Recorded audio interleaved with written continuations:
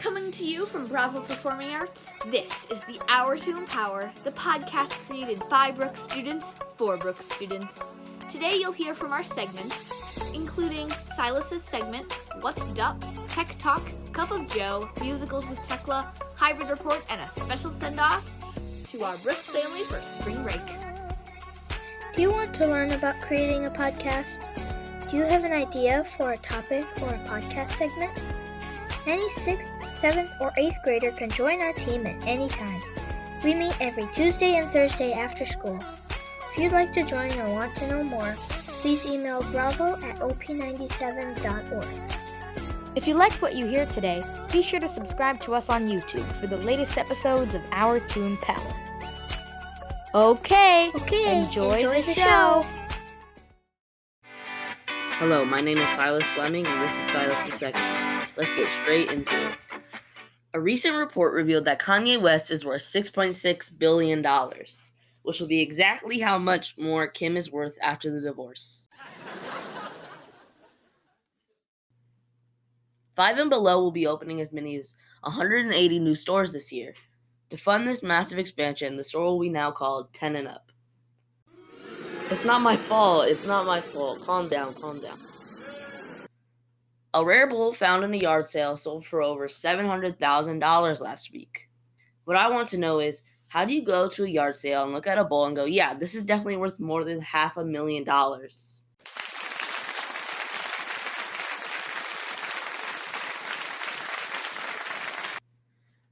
The final Airbus A380 Super Jumbo is set to launch, which makes me wonder, why is it called the Super Jumbo? What else is there? The A380 Pee-wee? A recent headline states a man in Tennessee lost his $1 million lottery ticket in a parking lot. Why am I expected to believe this? Let's say he actually won the lottery. How do you lose the ticket? I don't think God dislikes anyone that much. Today I will be introducing a new segment of the show called Dad Jokes with Silas. This name is still being worked on, by the way. So in this segment, I will compile a couple of dad jokes and then say them here. So, here we go. What did the ocean say to the beach? Nothing. It just waved. Where do fruits go on vacation? Paris. I asked my dog what 2 minus 2 is. He said nothing. I don't trust those trees. They seem kind of shady. Well, that's everything for Silas II. I'll see you next time.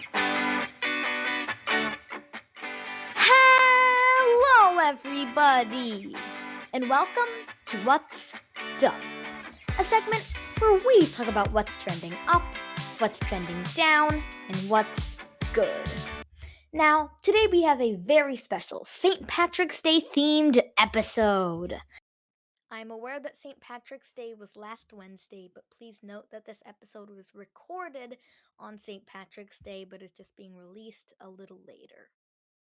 Anyways, as I said, today we will be celebrating St. Patrick's Day, and we will be celebrating it through food! Yes, that's right, through food. Today, we will be exploring what a lot of people eat in Ireland on St. Patrick's Day, and what a lot of people in America eat on St. Patrick's Day. But before we get to that, I do have a bit to say about last week's episode. First, many apologies to Haim, Janae Aiko, and Jacob Collier. In my previous episode, I had pronounced their names wrong, and I apologize for that. Secondly, huge shout out to Trevor Noah. You did an incredible job hosting and made me feel like I was at a combination of SNL, late night talk shows, and, of course, music. And finally, the iconic Beyoncé made history on Sunday and now ties the record for most Grammys by any living person, and holds the record for most Grammys by a female artist. Awesome job, Beyoncé! Now, let's get the St. Patrick's Day episode started. Okay. Now, today we are going to be exploring what foods people eat on St. Patrick's Day. This is going to be both people in Ireland and people in America. Now, after doing some research, I've come to the conclusion that people in Ireland don't eat corned beef and cabbage. And that is actually an American-Irish tradition. And that in Ireland, families eat all sorts of different foods. Now, a big food is soda bread, which, after having it, I realized isn't made of Sprite, but is actually this really delicious bread that sometimes has ingredients like raisins in it. It's made in a special way without yeast that makes it taste really good. Now, in America, what I found people eating is corned beef and cabbage. But since you've already clarified that that isn't really a big Irish tradition, I had to come up with something else. So, here I am, sitting at my table, in front of me a Shamrock Shake! Yes, that's right, the popular McDonald's milkshake, which I will be taste testing and reviewing today. So let's get started. Okay, so here is the Shamrock Shake. Okay, so it looks pretty green. There is whipped cream. Here's a good controversy question. With a milkshake, do you A, eat the whipped cream first, then the milkshake, B, drink the milkshake, then eat the whipped cream, or C, stir in the whipped cream into the milkshake? Okay, now we're going to be trying it.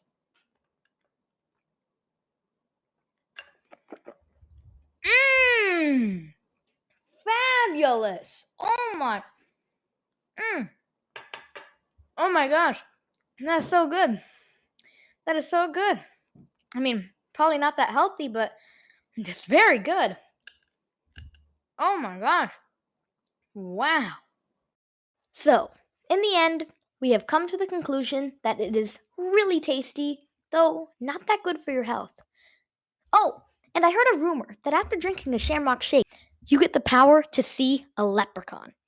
But I've been searching all around and haven't been able to see it. Oh! Oh my god, look! Oh, you can't see it. I think this leprechaun. Oh no, just left its shoe. Well, I'm gonna go try to find it. Oh my! Well, that's it for today's episode of What's Up. We hope you enjoyed.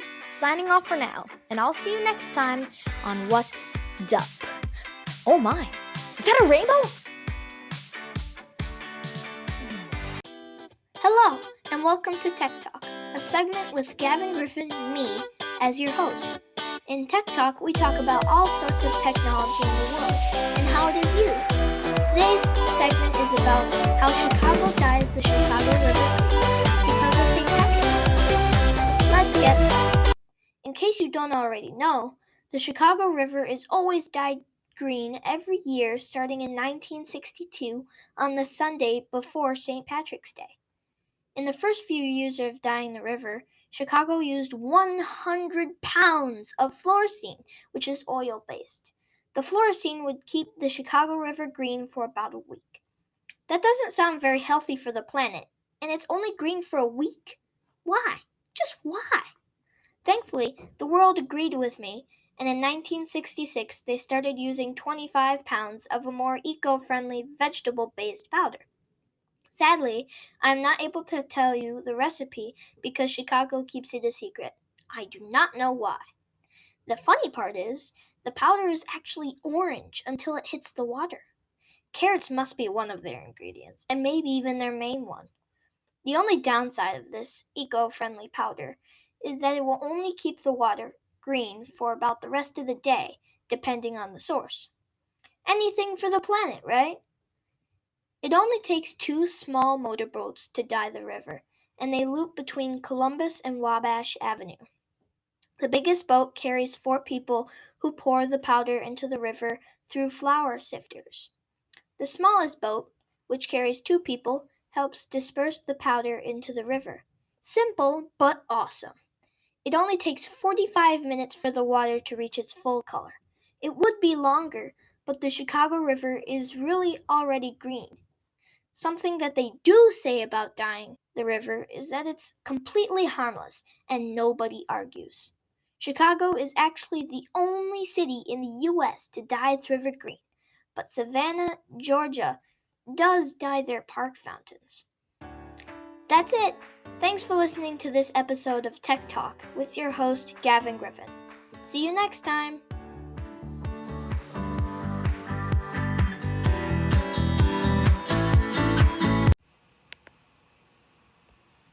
Welcome Welcome to Cup of Joe, the segment where we discuss everything that our president, Joe Biden, did this week. Today we discuss the week of March 16th, as well as a few events beforehand. I know that March 16th is not this week. I wrote this a long time ago. Regardless. Joe Biden, along with Jill Biden, Kamala Harris, and Doug Emhoff, are currently split up covering the East Coast and West Coast, explaining in detail their recently passed American Rescue Plan, more on that later, via televised speeches. He is currently still traveling as of April 17th. Biden successfully got Katherine Tai into office as the American Trade Representative in a unanimous Senate vote on March 17th. Okay, for those of you who don't know, the Senate never votes unanimously. It just doesn't happen. Yay, Biden. He is using multiple strategies to once and for all get rid of the border wall and any anti-immigration laws between the U.S. and Mexico set up by the Trump administration. He is now backed by Alexandra Mayorkas, Director of Homeland Security. I apologize if I mispronounced that in his efforts. His team has unveiled a $10 billion COVID-19 school testing plan, an extension of his $1.9 trillion American Rescue Plan that he passed over the weekend, aiming to take the country back to normalcy. $1.9 trillion is 1/5 of all the money in the United States. Just saying. And now for the quickfire round. He's expected to address the mass shooting that happened Tuesday night. Not tonight. Not last Tuesday, the Tuesday before. Okay. He's pressing arguments about 2016 Russian election meddling, saying Putin will pay. He's debating passing a vaccine passport that would require vaccination to travel. Say I wanted to go to California. They wouldn't let me unless I had a little thing that said I am vaccinated. Even though that's kind of unfair, because kids, but okay. This is not opinion, this is news. And finally, he's trying to eliminate the filibuster, which requires a 60-40 vote in Congress. That's all for this week. See you next time on Cup of Joe.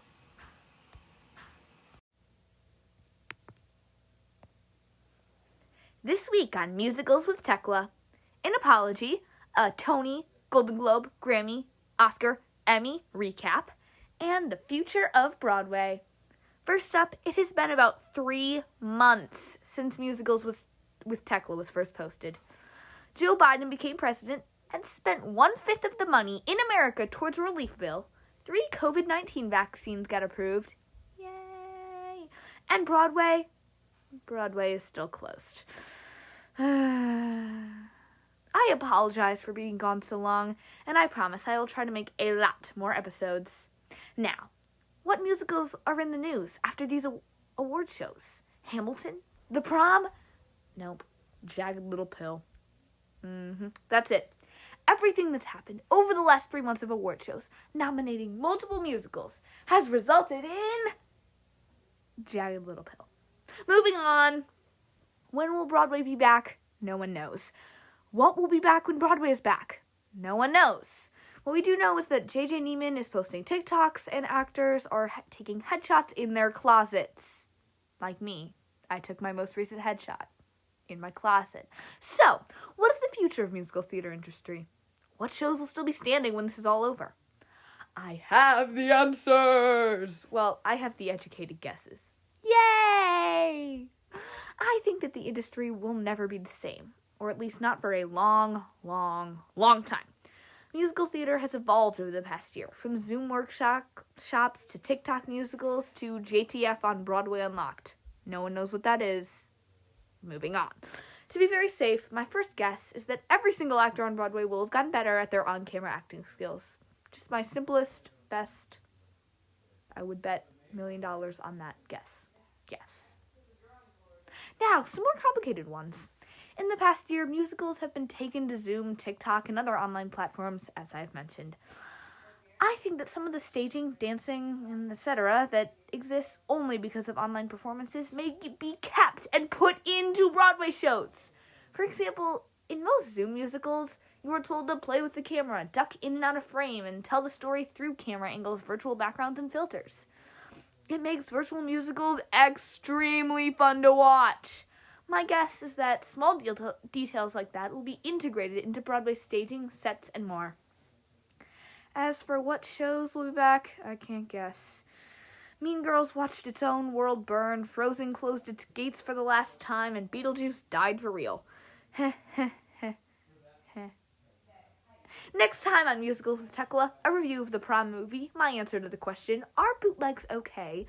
And the true history of Broadway, as told in the book I've been reading for the past 3.5 months and still have not finished because I am lazy. See you then! Hello news fans and welcome back to my channel. And today we're here to discuss about Hybrid Week number 2. So Hybrid Week number 2 was an experience of more 7th graders coming back. And today we found that 7th graders are a lot back lately as we see more coming into the building. So as of right now, students who are remote are still coming back. And then we don't know what's going to be planned for our school for the upcoming hybrids of the next 6 weeks of the lookalike. So today we'll be talking about what is the plan of hybrid to still continue on as we get through trimester 3.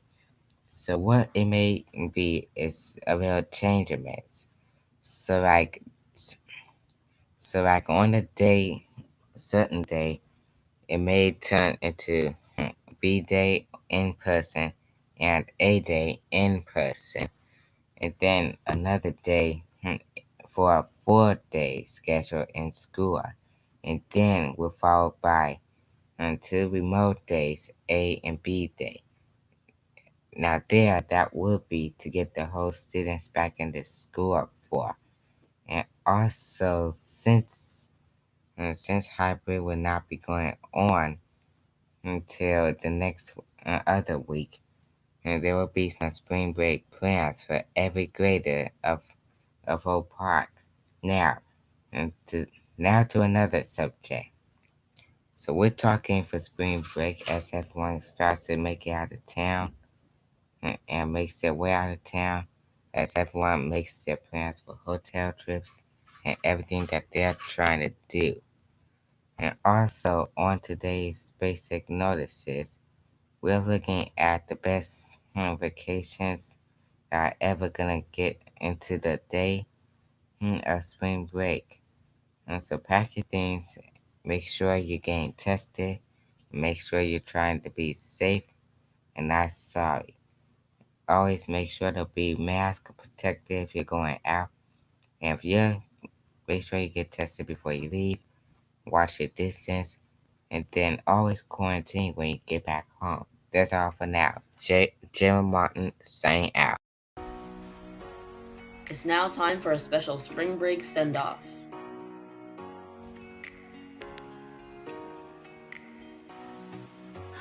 This is Tekla speaking. I'm going to Palm Springs, California this spring break, and I am super excited. It'll be my first time traveling since the pandemic began, and my first time on an airplane in 2 full years. I'm excited for the rest of the year because maybe one day, hopefully one day very soon, I won't have to get tested after I get home or wear masks on the airplane. Hopefully that's before the school year ends, but that's probably not likely. Maybe over summer or maybe in fall. Wish me luck! Hello, I'm Gavin Griffin, and for spring break, I'm going to the Smoky Mountains. I am most looking forward to going to school in person all day, every day. I mean, I'm just real excited for that. It's going to be really fun. Hello, my name is Kirin, and I'm looking forward to spring break because I'm going to get to play with my friends over the weekend. Have a nice day! This was the Hour to Empower podcast, a podcast by Brooks students for Brooks students. We are your essential source for news, comedy, interviews, and more. Hour to Empower is brought to you by Bravo Performing Arts at Gwendolyn Brooks Middle School. For more information on how you can be a part of our shows, clubs, and classes offered by Bravo, please go to bravoperformingarts.org and subscribe to us on YouTube for the latest episodes of Hour to Empower. Thank you for listening.